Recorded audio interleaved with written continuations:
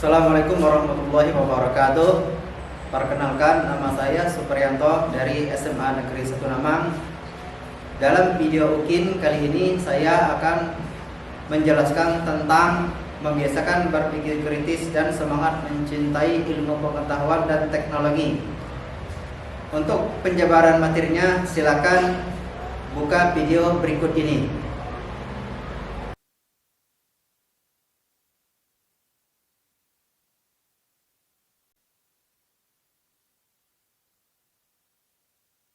Assalamualaikum. Waalaikumsalam warahmatullahi wabarakatuh. Apa kabar semuanya? Alhamdulillah luar biasa. Allahu Akbar. Alhamdulillah pada pagi hari ini kita diberikan kesehatan untuk bisa bertatap muka dalam materi kita, yaitu tentang membiasakan berpikir kritis dan semangat mencintai ilmu pengetahuan dan teknologi. Sebelum mulai, ada banyak kita berdoa terlebih dahulu yang akan dipimpin oleh ketua kelas, yaitu Ilham. Silakan. Oke, baiklah, sebelum kita memulai pembelajaran kita pada pagi hari ini, ada baiknya kita berdoa. Berdoa, mulai. Bismillahirrahmanirrahim.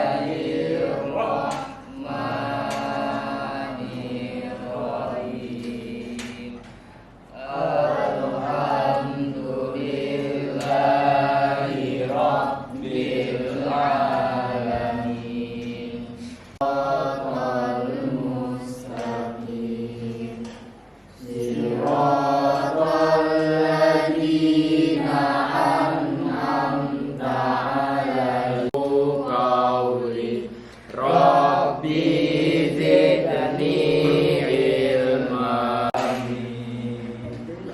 Baiklah, untuk memulai pelajaran, Bapak akan mengabsen terlebih dahulu Adi, Alvin, Bunga, Febrian Saputra, Ilham, Lena, M. Ibnu Darli, Naila Ramadhani, Nia Agustin, Nur Hayati, Fadilah Agung, Rahma.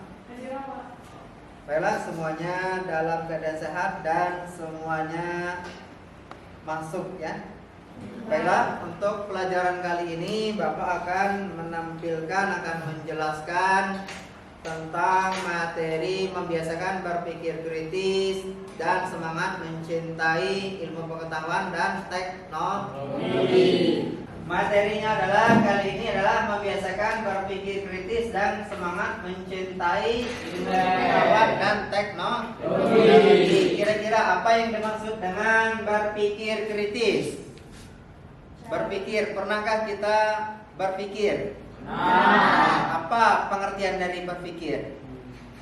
Saya Pak, berpikir kritis adalah kemampuan seseorang dalam menganalisis permasalahan serta ide atau gagasan ke arah yang lebih spesifik untuk mencari solusi sesuai nalar dan pengetahuan yang dimiliki.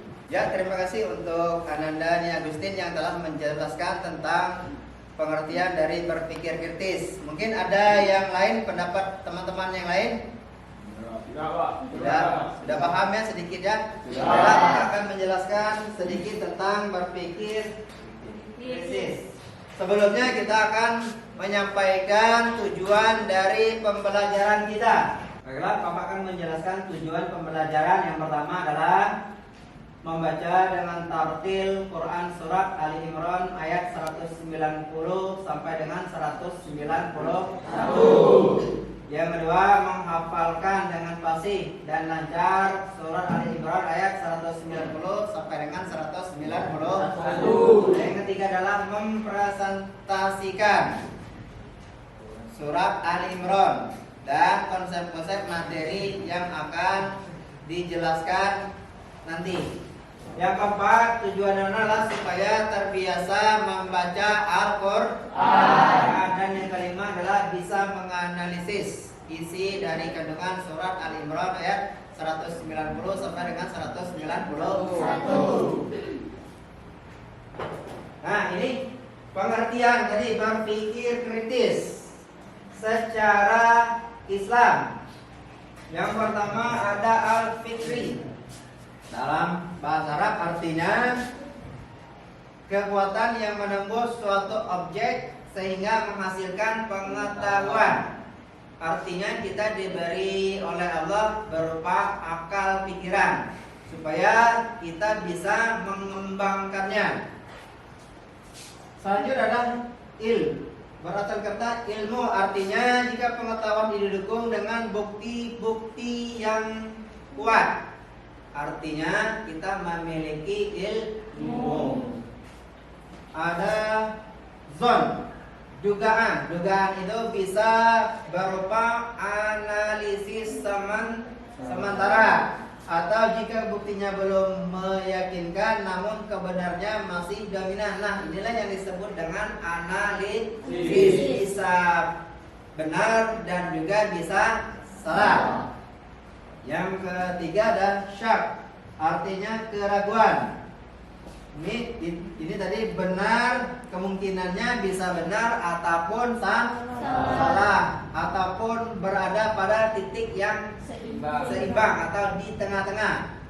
Yang keempat adalah wahan, jika tidak didukung bukti atau bukti tersebut lemah sehingga kemungkinan salahnya lebih besar. Ini adalah pengertian dari berpikir kritis. Jadi kita simpulkan di sini adalah berpikir kritis itu adalah kemampuan untuk berpikir jernih dan rasional yang meliputi kemampuan untuk berpikir reflektif dan independen. Nah, inilah pengertian dari berpikir kritis. Makanya kita diberi Allah pikiran supaya kita menggunakan pikiran kita itu untuk berpikir. Apa yang perlu dipikirkan? Hal-hal yang bermanfaat. Dan yang paling penting adalah kita memikirkan ciptaan Allah dengan tujuan supaya kita bisa beribadah. Nah, dalil yaitu surat Ali Imran ayat 190 sampai dengan 191. Kita minta untuk Ananda Ilham, silakan untuk dibaca surah Ali Imran tersebut ya. A'udzu billahi minasy syaithanir rajim. Bismillahirrahmanirrahim. Inna fi khalqis samawati wal ardi wa ikhtilafil laili wan nahari la ayatin li ulil albab. الذين يذكرون الله قياما وقعودا وعلى جنوبهم ويتفكرون في خلق السماوات والأرض ربنا ما خلقت هذا باطلا سبحانك فقنا عذاب النار صدق الله العظيم. Baiklah, Bapak akan menjelaskan sedikit tentang surat Ali Imran ayat 190 sampai dengan 191. Yang pertama adalah sesungguhnya pada kejadian langit dan bumi dan pada pertukaran malam dan siang terdapat tanda-tanda kekuasaan dan kebijaksanaan. Maksudnya itu apa? Langit, kita diciptakan oleh Allah itu berupa langit. Langit itu sama dengan seperti kita, cuma beda bentuknya. Langit sama-sama makhluk, kita pun sama-sama makhluk. Bumi adalah tempat kita tinggal. Bumi pun sama-sama makhluk seperti kita, cuma beda bentuknya, sama seperti langit tadi. Nah, dari kejadian ini, adakah manusia yang bisa menembus langit menurut pandangan Ananda semua? Adakah manusia yang bisa menembus langit? Ada atau tidak? Kalau di bumi mungkin banyak manusia. Nah, kalau di langit, adakah manusia yang bisa menembus langit sampai ke langit? Ada, yaitu kejadian Isra dan Mi'raj. Nah, inilah kejadian yang luar biasa terdapat dalam Isra dan Mi'raj. Perjalanan Nabi Muhammad Rasulullah dari Masjidil Haram ke Masjidil Aqsa sampai tembus ke langit ke-7, lalu kembali lagi ke bumi. Nah, itulah berarti manusia ada yang bisa menembus dengan izin Allah. Nah, kekuatan itu adalah kekuatan Allah Subhanahu wa Ta'ala. Dan kita manusia yang paling lemah, maka tanpa kekuasaan Allah kita tidak bisa mencapai itu semua. Lalu dari segi sains, apa yang bisa kita ambil dari peristiwa Isra dan Mi'raj tersebut? Karena perjalanannya adalah dari bumi ke langit, maka di sini terciptalah yang namanya transportasi udara berupa pesawat terbang. Maka yang menciptakan itu semua adalah orang-orang yang disebut dalam ulil albab. Mereka menggunakan akal pikirannya untuk meningkatkan kemampuan dalam mensejahterakan manusia ataupun memudahkan perjalanan manusia. Nah, diciptakanlah pesawat terbang. Kalau keluar angkasa, bagaimana? Adakah orang sudah keluar angkasa? Ada. Kita bisa lihat kalau di dunia barat namanya Neil Armstrong yang sudah mendarat di bulan. Dengan kecanggihan teknologi dan tentunya dengan izin Allah. Nah, itulah kejadian-kejadian yang sangat luar biasa yang bisa kita petik. Selain di langit, di bumi, di daratan maka manusia bisa menciptakan transportasi yang namanya mobil, motor. Nah, kalau di laut ada yang namanya kapal ataupun kapal pesiar. Mudah-mudahan di antara kalian nanti ada yang bisa menciptakan kapal pesiar ataupun kapal laut. Nah, itu semua. Lalu ada pertukaran malam dan siang. Malam, biasanya orang-orang yang ulil albab menggunakan malam itu istirahat secukupnya. Supaya apa? Supaya energi yang telah kita lalui pada siang hari ini mendapatkan atau pulih kembali. Bagaimana caranya? Dengan melaksanakan perintah Allah, yaitu sholat sunnah. Atau kita disunahkan setelah habis isya disunahkan tidur terlebih dahulu dan bangun ketika jam 12 malam. Siang. Nah, siang kita gunakan untuk beribadah atau menjalankan aktivitas yang wajar. Boleh tidak kita gunakan malam ini menjadi siang dan siang ini menjadi malam? Karena Allah menciptakan malam itu supaya kita bisa istirahat dan siang kita bekerja. Maka malam orang-orang yang beriman mereka melaksanakan sunnah-sunnah yang telah ditetapkan oleh Rasulullah. Di antaranya melaksanakan sholat tahajud minimal 2 rakaat. Nah, semuanya pertukaran itu ada tanda-tanda kekuasaan Allah yang bisa menggantikan siang dan malam. Adanya bintang-bintang, adanya bulan adalah semuanya kekuasaan Allah. Bagi orang-orang yang berakal, ini orang-orang yang berakal, mereka melihat ciptaan Allah itu sebagai bukti bahwa Allah Maha Kuasa. Selanjutnya yaitu orang-orang yang menyebut dan mengingat Allah, Jadi manusia diperintahkan untuk menyebut dan mengingat Allah semasa mereka berdiri. Artinya ketika mereka dalam keadaan sehat, baik itu berdiri, berjalan ataupun duduk.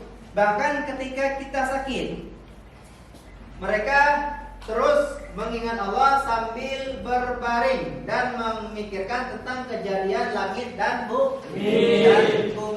Artinya apa? Contoh adalah perintah sholat. Perintah sholat bagi orang yang sehat hukumnya wajib. Bagi orang yang sakit hukumnya wajib.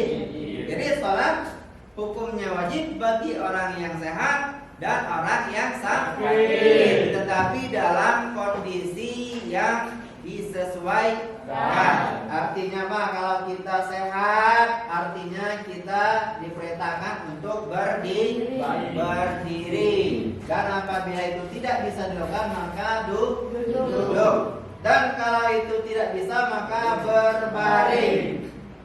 Kalau tidak bisa berbaring, kalau cuma bisa berbaring, artinya kita hanya mengedipkan mata. Dan yang terakhir, apabila tidak bisa semuanya, maka kita sudah menjadi jenazah. Nah, itu. Jadi itu adalah fungsi sedikit tentang informasi surat Al-Imran ayat 190 sampai dengan 191.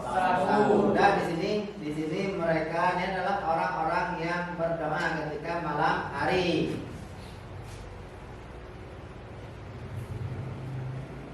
Ini yang mereka ucapkan adalah Subhanaka faqina azaban. Nah, maha suci Allah, pelihara kami dari azab neraka. Azab neraka itu berupa kita tidak pernah bersyukur. Misalkan Bapak berikan contoh, kalau udara kita itu membeli, mampukah kita membeli udara? Membayar? Tidak. Selama ini udara yang diberikan Allah itu adalah gratis. Ada udara yang diberikan manusia, yaitu orang yang sudah tidak bisa bernapas. Artinya manusia yang sakit bernapas menggunakan bantuan tabung oksigen. Kalau per jam kita bayar 100 juta, mungkin kita tidak akan mampu, tapi hanya orang-orang yang tertentu. Dan nilai uang itu kalau dikalkulasikan selama kita hidup, mungkin uang itu akan habis. Nah, itu tadi adalah maka orang-orang yang digelar ulil albab, mereka menyebutkan Maha suci Allah yang telah memelihara kami dari azab api neraka. Di antaranya adalah kita itu orang-orang yang kurang bersyukur. Setidak-tidaknya kita masih bernapas pada saat ini. Nah, itulah salah satu ciri-ciri orang yang ulil albab.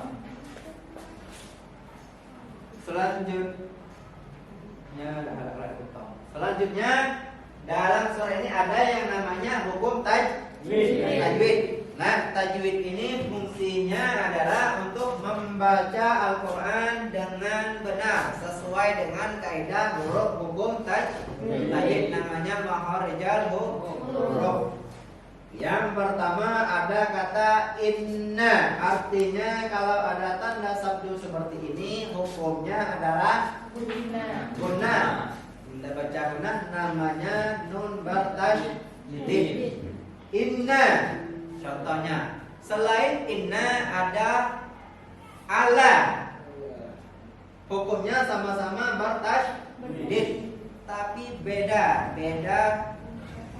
nama, beda tulisan. Tapi ketika ada tasydid, maka hukumnya menjadi gunnah. Selanjutnya ada as-samawati, hukumnya adalah asy-syamsiyah. Selain asy-syamsiyah, selain as-samawati artinya ada yang lain.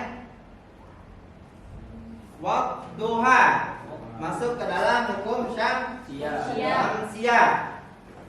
ada tanda tasdid, namanya adalah alif lam syamsiyah.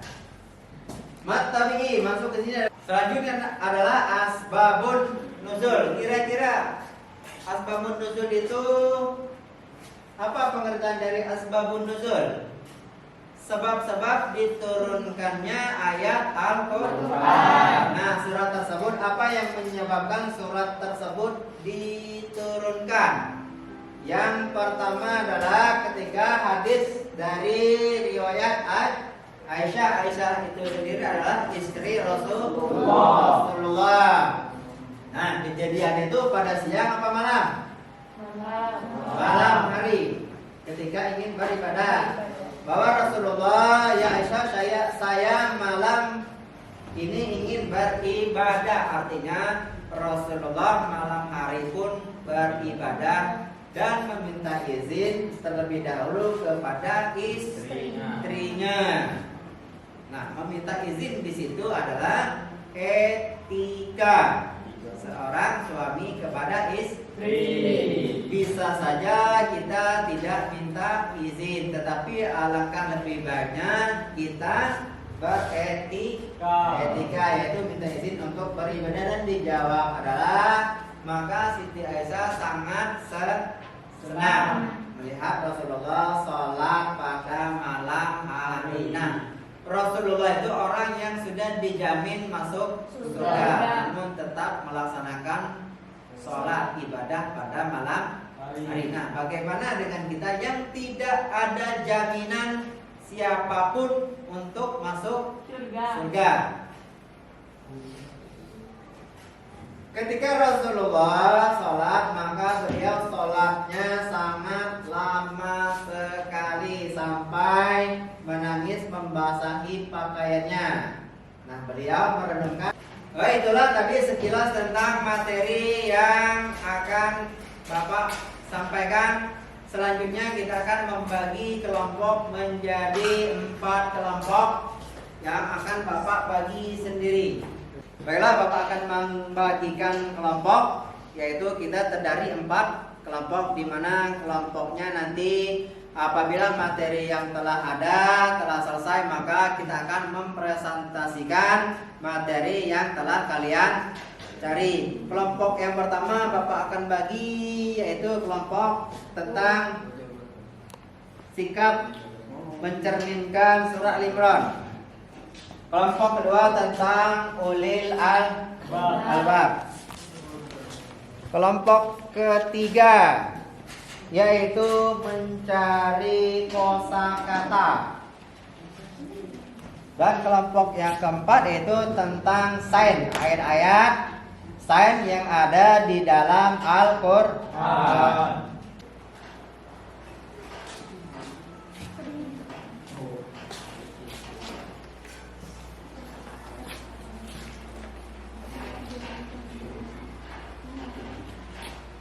Nah, silakan per kelompoknya nanti dicari materi yang sudah Bapak bagi, nanti hasilnya akan presentasi setiap kelompok. Nah, silakan dicari.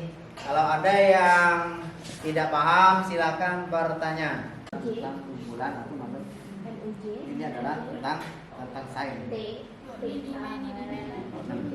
6 di sini Kak.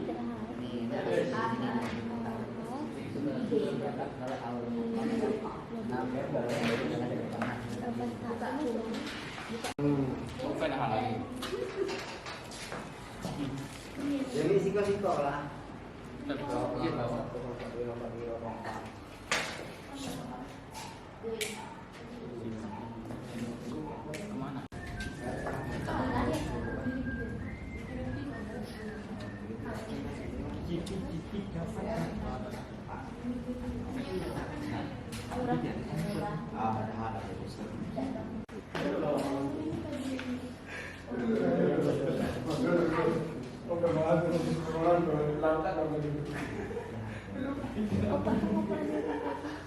Bukan yang sudah.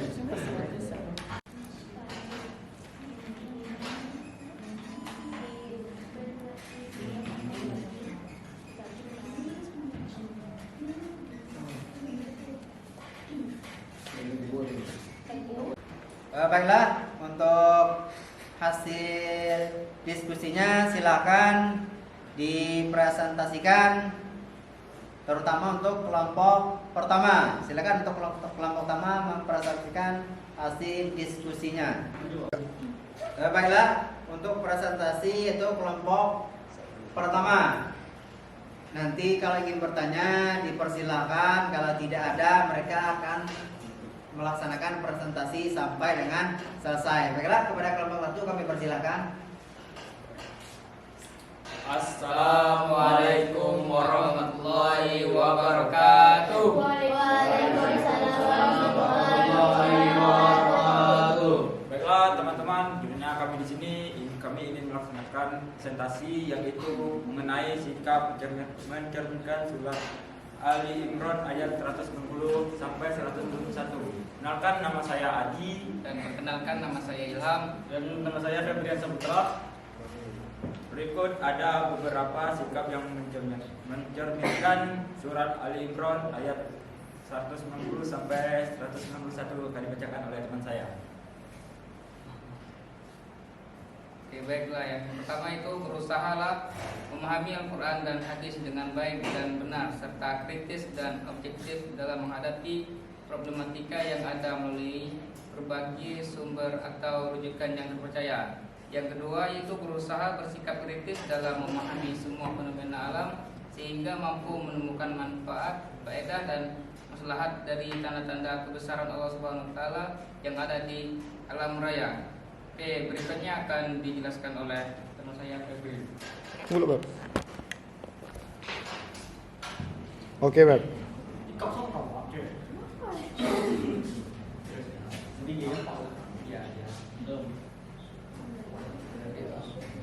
Dan yang ketiga, mengedepankan pikiran yang kritis terhadap problematika yang muncul sehingga tidak menimbulkan keburukan bagi orang lain.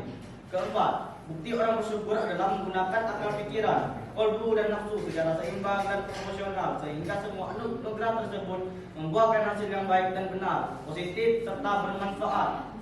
Dan yang terakhir kelima, mengingat Allah Subhanahu wa taala dalam segala kondisi, baik dalam keadaan senang maupun susah, kaya miskin, maupun suka duka dengan menjalankan segala perintahnya dan meninggalkan larangannya. Baik, sekian itu Belum saja. di. Lanjutlah. Baik, sekian itu saja yang dapat kami sampaikan kepada teman-teman. Silakan yang ingin bertanya, kalau tidak mau bertanya akan kami tutup. Saya ingin bertanya, bagaimana cara mengingat Allah dalam keadaan sakit atau susah? Oke, di sini saya akan menjawab pertanyaan Alvin bagaimana supaya kita selalu mengingat Allah dalam keadaan sakit maupun susah. Ada beberapa cara agar kita selalu ingat kepada Allah Subhanahu wa taala, yaitu dengan cara berzikir, mengingat namanya, dan selalu mengucapkan la ilaha illallah Muhammadur Rasulullah. Dan kita harus selalu bersabar saat kita sakit dan menunggu anugerahnya bisa mendapatkan kita dalam keadaan senang. Sekian, mungkin saudara Alvin merasa cukup dengan jawaban kami? Cukup. Demikianlah presentasi dari kami. Jika ada kekurangan kami mohon maaf. Kami akhiri. Wassalamualaikum warahmatullahi wabarakatuh. Nah, itulah tadi presentasi dari kelompok satu. Selanjutnya presentasi dari kelompok yang kedua. Kepada kelompok kedua dipersilakan. Assalamualaikum warahmatullahi wabarakatuh. Selamat pagi semuanya. Pagi. Baik, perkenalkan kami dari kelompok 2. Saya Nia Agustin. Saya Muhammad Biati. Pada kesempatan kali ini saya dan teman-teman saya akan menjelaskan atau mempresentasikan hasil dari kelompok kami mengenai ciri-ciri ulil albab menurut Al-Quran. Baik, yang pertama akan dijelaskan oleh teman saya bernama Bunga. Pada Bunga disilahkan. Yang pertama, bersungguh-sungguh menggali ilmu pengetahuan, yang diartikan menyelidiki dan mengamati semua rahasia wahyu atau Al-Quran maupun gejala-gejala alam, menangkap hukum-hukum yang tersirat di dalamnya, kemudian menerapkannya dalam masyarakat demi kebaikan bersama. Kedua, selalu berpegang teguh pada kebaikan dan keadilan, diartikan bahwa ulil albab mampu memisahkan yang baik dari yang jahat kemudian dipilihkan yang baik. Selalu berpegang dan mempertahankan kebaikan tersebut, walau sendirian dan walau kelihatan didukung banyak orang. 3. Teliti dan kritis dalam menerima informasi. Nah, artinya seorang ulil albab harus teliti dan kritis dalam menerima informasi, teori, proposisi, ataupun dalil yang dikemukakan orang lain. Sebagai sosok mujtahid, ulil albab tidak mau taklid kepada orang lain, sehingga ia tidak mau menelan-mentahkan apa yang diberikan orang lain, atau gampang mempercayainya sebelum terlebih dahulu mengecek kebenarannya. Yang keempat, mujtahid atau orang berijtihad itu bisa diartikan sebagai orang yang benar-benar memahami dan mengerti akan agama serta dapat mengeluarkan fatwa. Sedangkan taklid sendiri adalah mengikuti pendapat dari seorang mujtahid tanpa harus mengetahui dari mana sumbernya dan apa alasannya. Baik, selanjutnya akan dijelaskan oleh teman saya bernama Lena. Kelima, rajin mengulang bentuk sujud dan rukuk di hadapan Allah. Ulil albab senantiasa membaca penjelasan Allah dengan memunajatnya ketika malam telah sujud. Ulil albab tidak takut pada siapapun kecuali Allah. Sadar bahwa perbuatan manusia akan dimintai pertanggungjawaban. Dengan berkat ilmunya, ulil albab tidak mau berbuat semena-mena. Keenam, sanggup mengambil pelajaran dari sejarah umat terdahulu. Sejarah adalah penafsiran nyata dari suatu bentuk kehidupan. Dengan memahami sejarah, kemudian membandingkan dengan kejadian masa sekarang. Ulil albab mampu membuat prediksi masa depan, sehingga mereka mampu mempersiapkan untuk menyambut kemungkinan-kemungkinan yang akan terjadi. Baik, sekian dari kelompok kami. Hanya ini yang bisa kami sampaikan. Semoga bisa bermanfaat untuk kita semua. Amin. Kami akhiri. Wassalamualaikum warahmatullahi wabarakatuh. Waalaikumsalam warahmatullahi wabarakatuh. Demikian dari presentasi dari kelompok 2. Selanjutnya presentasi dari kelompok 3. Kepada kelompok 3 dipersilakan.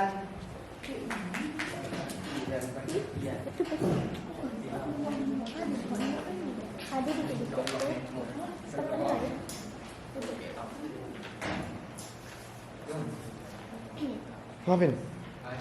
Assalamualaikum warahmatullahi wabarakatuh. Waalaikumsalam warahmatullahi wabarakatuh. Kami dari kelompok 3 ingin mempresentasikan hasil diskusi kami mengenai kosakata surat Al-Imran ayat 190. Perkenalkan, nama saya Alvin. Saya Badillah Agung. Saya Muhammad Ibn Dardi.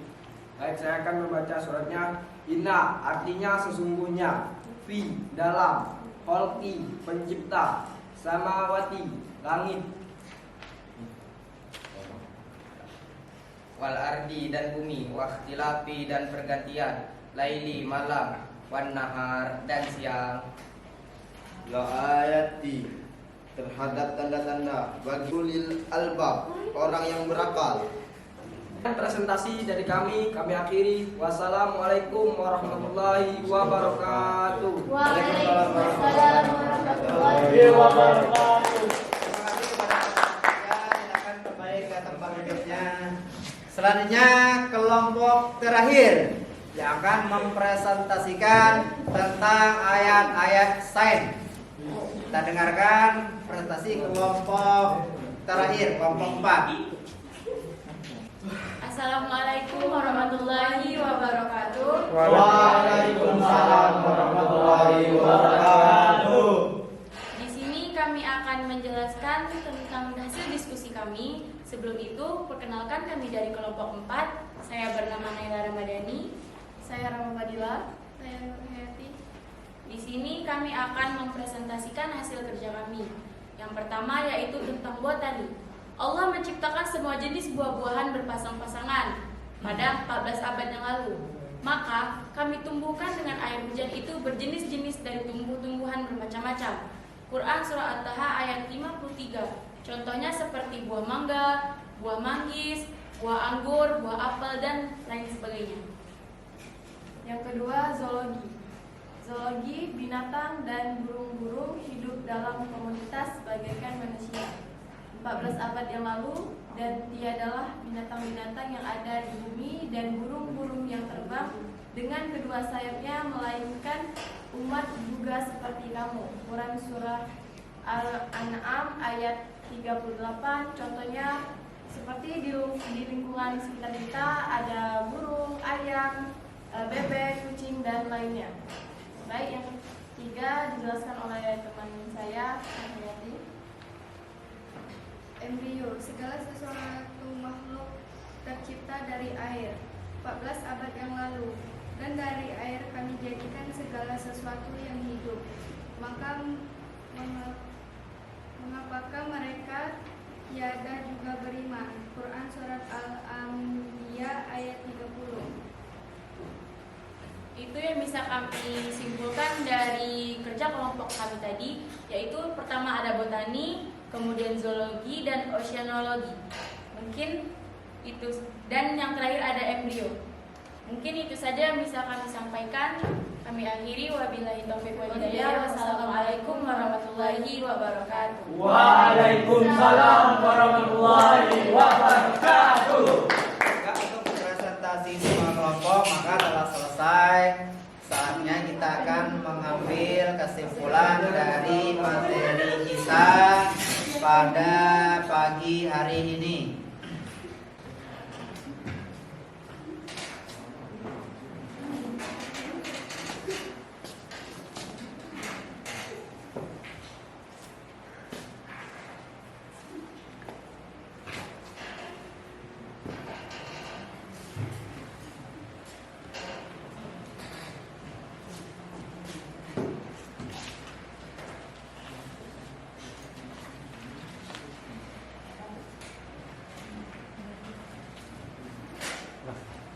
Baiklah, untuk sesi yang terakhir itu kita akan mengambil kesimpulan dari materi kita, yaitu tentang berpikir kritis dan semangat mencintai ilmu pengetahuan dan teknologi. Yang pertama, mengambil hikmah dari semua ciptaan Allah Subhanahu wa Ta'ala.